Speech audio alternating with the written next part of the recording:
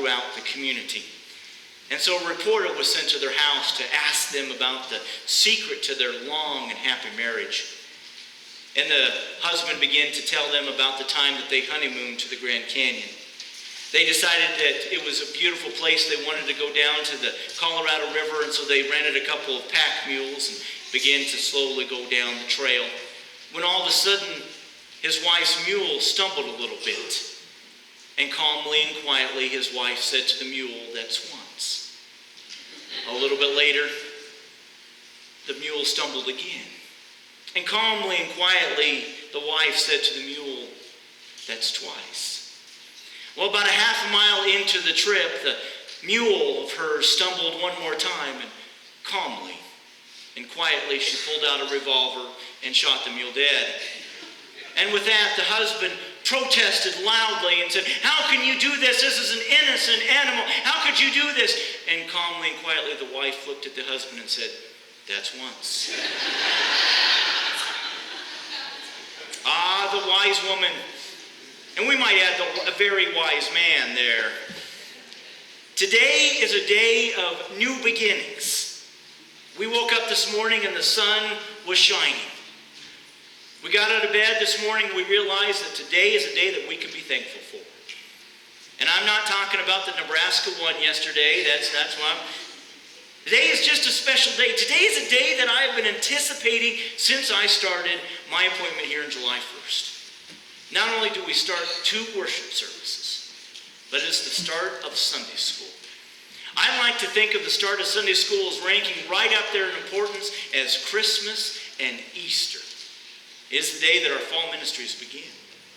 And so in honor of that, we have a new new sermon series called, "Hey, what about her?"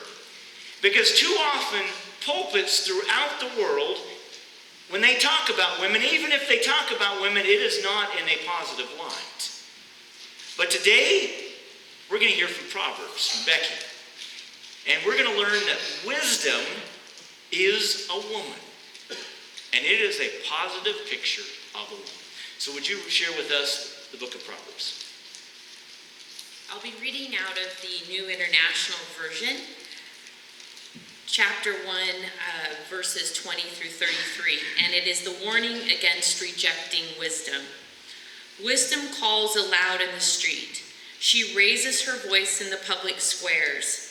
At the end of the noisy street, she cries out. In the gateways of the city, she makes her speech. How long will you simple ones love your simple ways? How long will mockers delight in mockery and fools hate knowledge? If you had responded to my rebuke, I would have poured out my heart to you and made my thoughts known to you. But since you rejected me when I called, and no one gave heed when I stretched out my hand, since you ignored all my advice and you would not accept my rebuke, I, in turn, will laugh at your disaster. I will mock when calamity overtakes you, when calamity overtakes you like a storm, when disaster sweeps over you like a whirlwind, when distress and trouble overwhelm you. Then they will call to me, but I will not answer. They will look for me, but I will not find me. Since they hated knowledge and did not choose to fear the Lord, since they would not accept my advice and spurned my rebuke, they will eat the fruit of their ways and be filled with the fruit of their schemes. For the waywardness of the simple will kill them, and the complacency of fools will destroy them. But whoever listens to me will live in safety and be at ease without fear of harm. May God add his blessing to the reading of the word. It is so nice to read something positive about women in the Bible, because this book has not been kind at times to the female gender. 1 Timothy, which often gets quoted at weddings, talks about how a woman is to be silent in church. Or later on in that book it says that women are not allowed to teach. In fact, I had a close friend of mine in college who told me that he had this beloved Sunday school teacher.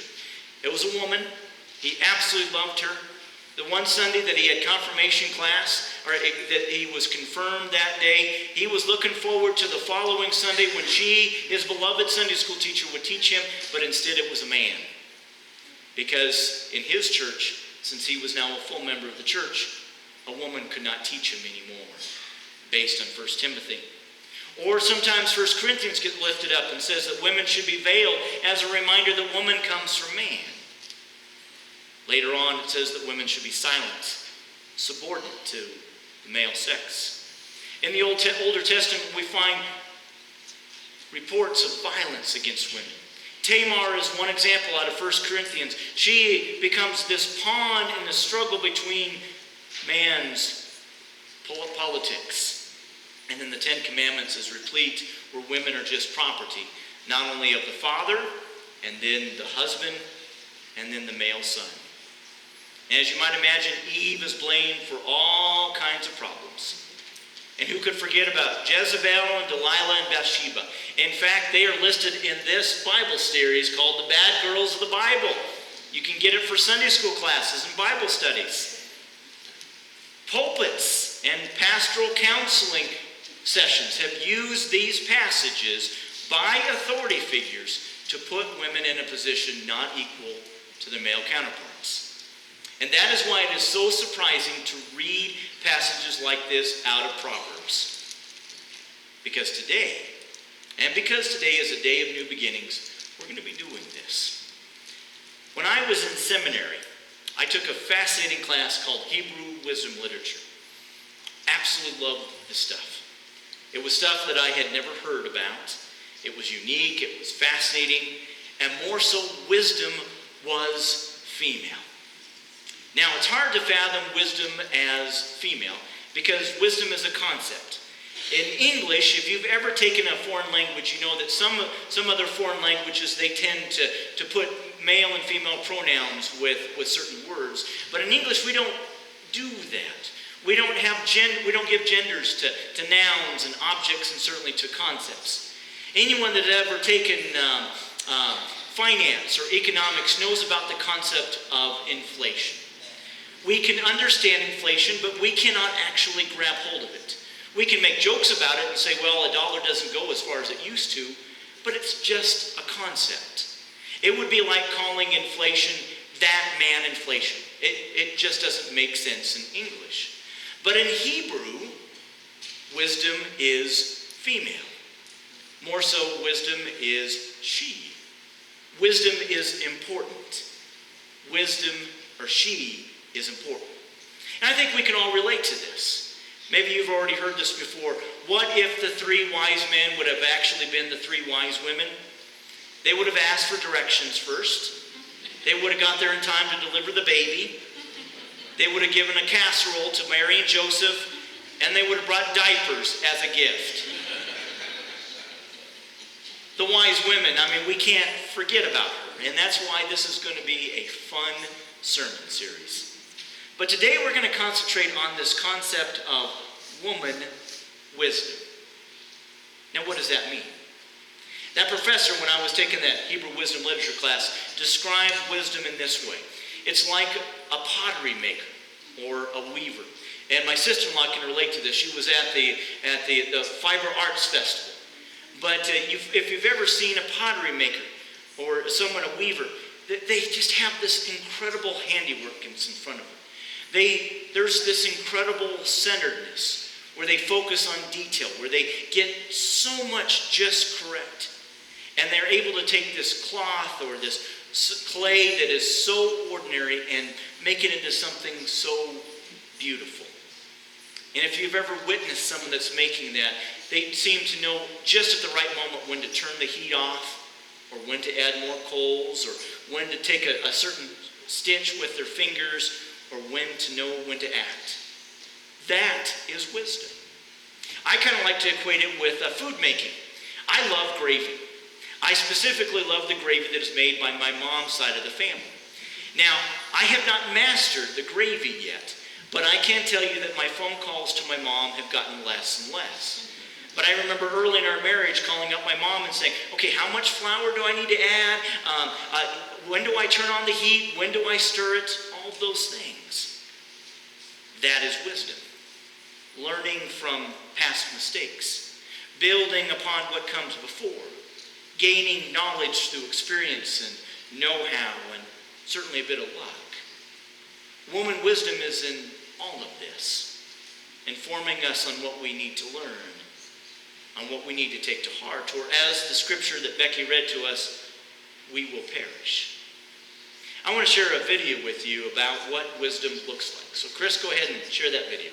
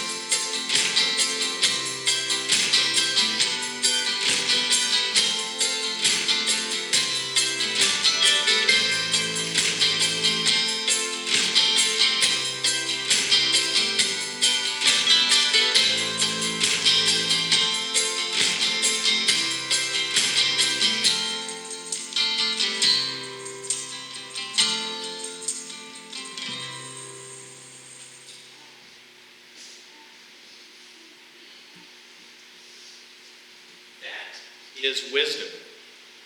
That's what it means to use God's given gift.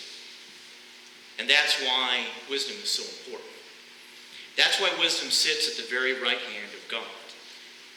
But why a woman? Why female? Why she? Why does she get that coveted spot right next to God? Harold Washington, that same professor of mine back in seminary, I didn't realize it at the time, but he is the #1 expert in the world on Egyptian influences in the Bible. Now you probably think to yourself, well, there is Moses and Pharaoh, but one of the things I learned in the class is that when Solomon became king of Israel, Israel at that point was a mighty kingdom, and he needed help to run a kingdom. And so he looked to neighboring Egypt, and he invited Egyptians to come up to Israel to help run his kingdom. Now, that makes sense. Egypt had been running kingdoms for thousands upon thousands of years. So they come up, and my professor said that these Egyptians, they come to help write the legal code. And they bring this concept called ma'at. And so there's the symbol, and that's how you pronounce it, ma'at. And ma'at, just means truth, balance, order, law, morality, justice. And so when you think about it, that's exactly what is needed when you're building a legal code. This idea of ma'at is wise. Think about it. Truth, balance, morality, justice. Ma'at is wisdom. But then you run into a problem because ma'at is also a goddess. Well, as you might imagine, that didn't sit very well with the Jews in Israel who worshiped just one God. So this interesting discussion begins to take place between the Egyptians and the Israelites. Excuse me. As they begin to learn about the stories of creation. And as these Egyptians, they start learning about God and how God created the heaven and the earth. Just look at this passage here. And I'll read it here for a second as I put in a cough drop.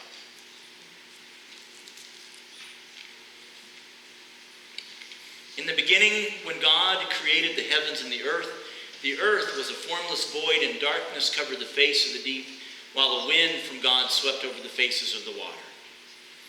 So as these Egyptians are hearing this story, they begin to ask, like what a lot of kids do. So what came before God? What was it like before creation? Why did God decide to create right at that point? If you ever, raise your hand if you ever had children ask you those questions. Now raise your hand and say, just ask the pastor. He knows how to handle that. So as these Egyptians are sitting with their Jewish counterparts, and they are asking these very wisdom questions, they realize that wisdom, this woman wisdom, was there all the time at creation. And if you notice, it's sprinkled throughout the Bible.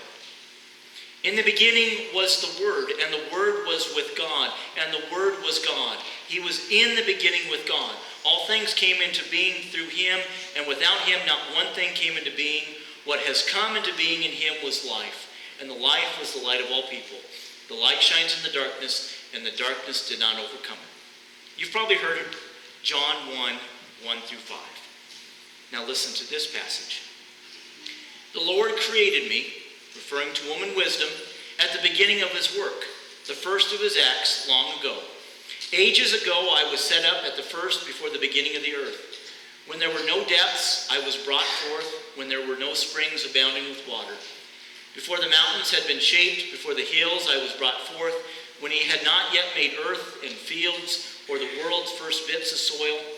When he established the heavens, I was there. When he drew a circle on the face of the deep, when he made firm the skies above, when he established the fountains of the deep. When he assigned to the sea its limits, so that the waters might not transgress his command. When he marked out the foundations of the earth, then I was beside him like a master worker. I'm thinking of that pottery maker. And I was daily his delight, rejoicing before him always, rejoicing in his inhabited world, and delighting in the human race. Proverbs 8, 22 through 31.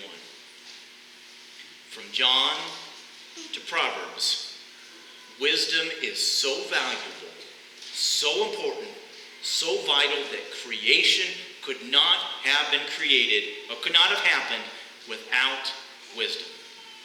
God, creation, wisdom, the Word. Now, it kind of seems kind of mind-blowing, doesn't it? Now, it's supposed to be. Wisdom and creation are beyond what our mortal brains can understand. Now, we may not be able to understand it, but wisdom is so vital that it is actually referred to in Proverbs as a pillar. It is referred to as a pillar of the very foundation of faith. Everything that we understand about God is based on this. In fact, when Solomon built the temple, and you can see it in this picture here, he used pillars to represent that very foundation. The foundation of Israel and its relationship with God. Without the pillar, without the foundation, the nation of Israel crumbles. And it almost did when the temple was destroyed. But if you ask someone of the Jewish faith today, and they tell you about the pillar, and what they'll do is, if you ask them about the pillar, they will say that woman wisdom actually doesn't reside in the temple anymore, because the temple's been destroyed. It now resides in the family. Specifically, the women in the family. A wise sister, a spouse, a mother, a grandmother, a wise woman friend. As we will see throughout these next few weeks, this female character continues to play a prominent role in the Bible and in our very relationship with God. That is why woman wisdom, she sits at the right hand of God. She makes us think, makes us question, makes us examine justice. Why does war happen? Why do the innocent suffer? Why do certain people run for president? You thought I was going to click on a picture there, didn't you? She makes us look at life from a God-given perspective. How can we help the suffering? How can we use our time and talents to be for good? How can we make a difference? And she makes us ask some very difficult questions. How have we contributed to an inequality? How have we taken advantage of the least of these? And what are we unwilling to give up to help another? That's why woman wisdom sits at the right hand of God. Woman wisdom, like a wise woman, asks those difficult questions to guide us, push us, form us into being better people, much like that potter. And that's why we need to listen to woman wisdom and learn. Or as Becky told us, that wisdom will be the one that is laughing. One of my favorite authors was Irma Bombeck. She died many years ago of cancer. She was wise beyond her years, but after her cancer diagnosis, began to become in touch with what truly was wise. She wrote this soon after her diagnosis. I would have gone to bed when I was sick, instead of pretending the earth would go into holding pattern if I weren't there for the day. I would have burned the pink candle sculpted like a rose before it melted in storage. I would have talked less and listened more. I would have invited friends over to dinner even if the carpet was stained or the sofa faded. I would have eaten the popcorn in the good living room and worried much less about the dirt when someone wanted to light a fire in the fireplace. I would have taken the time to listen to my grandfather ramble about his youth. I would never have insisted the car windows be rolled up on a summer day because my hair had just been teased and sprayed. I would have sat on the lawn with my children and not worried about grass stains. I would have cried and laughed less while watching television and more while watching life. I would never have bought anything just because it was practicable, would show soil, or was guaranteed to last a lifetime. Instead of wishing away 9 months of pregnancy, I'd have cherished every moment and realized that the wonderment growing inside me was the only chance in life to assist God in a miracle. When my kids kissed me impetuously, I would have never said, "Later, now go wash up for dinner." There would have been more "I love yous," more "I'm sorries." But mostly, given another shot at life, I would seize every moment, look at it and really see it, live it, and never give it back. That is wisdom. Think of what we've learned throughout life. As we travel, it's not always easy, but we grow, we mature, and woman wisdom makes life easier, and a bit fuller, and a bit wiser, and just a bit better. Amen.